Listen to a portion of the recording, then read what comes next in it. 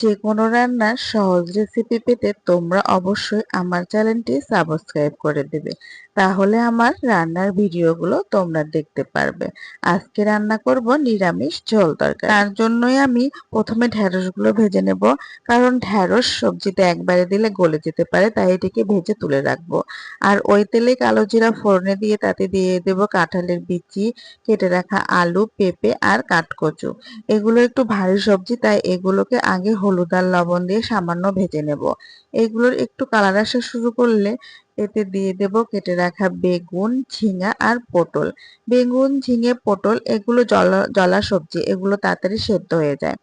এই রান্নায় আমি কোনো মরিচের বাটা কিংবা মরিচের গুঁড়া ব্যবহার করব না। সামান্য জিরা বাটা দিয়ে মশলাটা এখন কষিয়ে নেব। কারণ এটা খুব পাতলা খাবার, এই জন্য এটা অন্য কোনো ভারী মশলা ব্যবহার করব না। মশলাটা কষে গেলে তাতে সামান্য চিনি দিয়ে আবার একটু নাড়াচাড়া করব। নাড়াচাড়া করে তাতে দিয়ে দেব পরিমাণ মতো জল। জল দিয়ে এখন আমি এই সবজিটাকে ফোটাবো।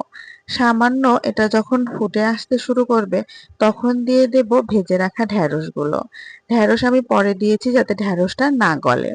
এই রান্নাটা যেকোনো মানে শরীর-টরীর খারাপ করলে পাতলা খাবার হিসেবে খুব ভালো।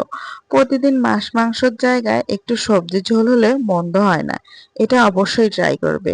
হয়ে গেল আমার সবজি ঝোল। খেতে বেশ মজা হয়।